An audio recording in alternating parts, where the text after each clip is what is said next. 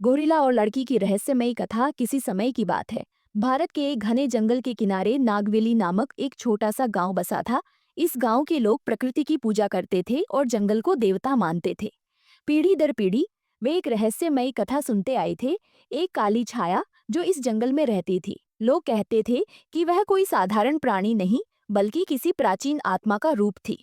जिस पर भी उसकी दृष्टि पड़ती, उसका भाग्य सदा के लिए बदल जाता था। कई लोगों ने जंगल में जाने का साहस किया, लेकिन या तो वे कभी लौटकर नहीं आए, या लौटे भी तो उनकी आंखों में ऐसा भय समाया था कि वे उस भयानक अनुभव के बारे में कुछ भी नहीं कह सके। सुमति, वो लड़की जो जंगल से बंधी थी। गांव में सुमति नाम की एक लड़की रहती थी। सरल लेकिन अत्यंत जिज्ञासु। बाकी गांव वाले जंगल के नाम से भी डरते थे, लेकिन सुमति को वहां जाने की अजीब सी इच्छा होती थी। बचपन से ही उसे रहस्यमयी सपने आते थे।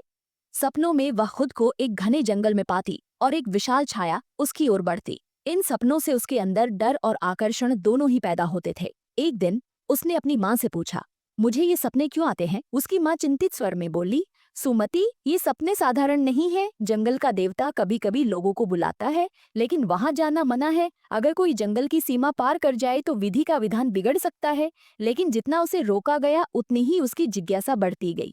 अकाल और जंगल की पुकार। एक वर्ष गांव में भयंकर अकाल पड़ा। कुएं सूख गई, खेत बंजर हो गई और लोग भूख से तड़पने लगे। गांव के बुजुर्गों ने कहा, हमें जंगल के देवता को प्रसन्न करना होगा। अब सुमति ने निश्चय किया, अगर कोई जंगल जाएगा तो वह मैं हूँ। रात के अंधेरे में जब पूरा गांव सो रहा था, वह चुपचाप घर से निकली और जंगल की ओर बढ़ गई। जैसे ही उसने जंगल में कदम रखा, उसे महसूस हुआ कि कोई उसका इंतजार कर रहा था।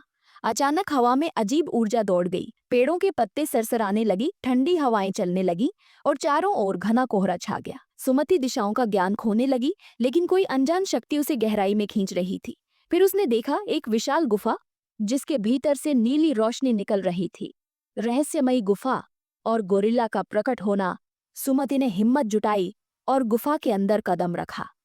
और तभी उसके सामने एक विशालकाय गोरिल्ला बैठा था। लेकिन यह कोई साधारण गोरिल्ला नहीं था। उसकी आंखों में अद्भुत चमक थी, मानो वह सैकड़ों वर्षों का ज्ञान समेटे बैठा हो। उसका शरीर सामान्य गोरिल्लों से कहीं ज्यादा विशाल था और उसकी छाया इतनी गहरी थी कि पूरी गुफा अंधकारमय हो गई थी। सुमति डर से कांपने लगी, लेकिन गोरिल्ला ने धीरे से अपना हाथ आगे बढ़ाया। वह बोल नहीं सकता था, लेकिन उसकी आंखों में एक रहस्यमयी संदेश था। तुम्हारा यहाँ आना पहले से तय था, ये तुम्हारा भाग्य है। उस रात की घटना।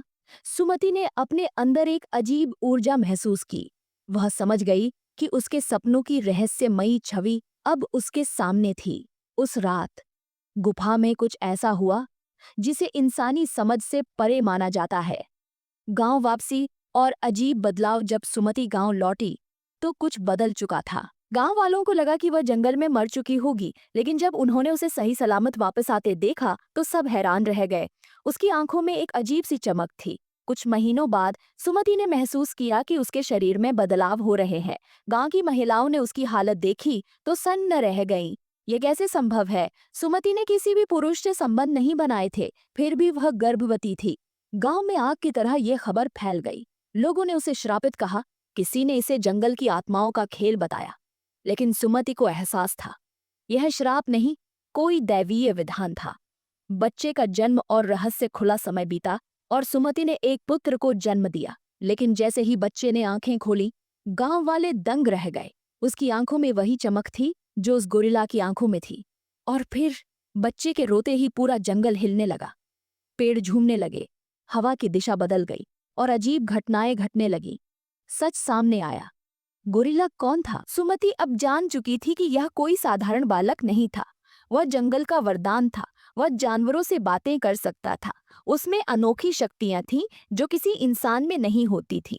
गांव वालों ने इसे दैवी चमत्कार माना, लेकिन सुमति जानती थी कि यह विधि का विधान था, एक ऐसा रहस्य जिसे कोई नहीं समझ सकता था। जंगल का संरक्षक सालों बाद जब वह युवा हुआ तो उसने गांव छोड़ दिया और जंगल की ओर चला गया। धीरे धीरे उसकी शक्तियां बढ़ने लगीं और वह जंगल का संरक्षक बन गया। अंतिम रहस्य। गांव के बुजुर्ग कहते हैं कि आज भी जब कोई जंगल में जाता है तो उसे एक काली छाया दिखाई देती है, लेकिन अब डरने की जरूरत नहीं, क्योंकि वह छाया अब किसी को नुकसान नहीं पहुंचाती। वह अब जंगल जंगल की रक्षा करती है। प्रकृति का खेल या कोई दैवीय शक्ति कोई नहीं जानता, लेकिन एक बात निश्चित है, जो होना होता है वह होकर ही रहता है, क्योंकि विधि के विधान को कोई नहीं टाल सकता। इस रहस्यमयी कहानी पर आपकी क्या राय है, हमें कमेंट में बताएं और ऐसी ही अद्भुत कहानियों के लिए हमारे चैनल को सब्सक्राइब करें।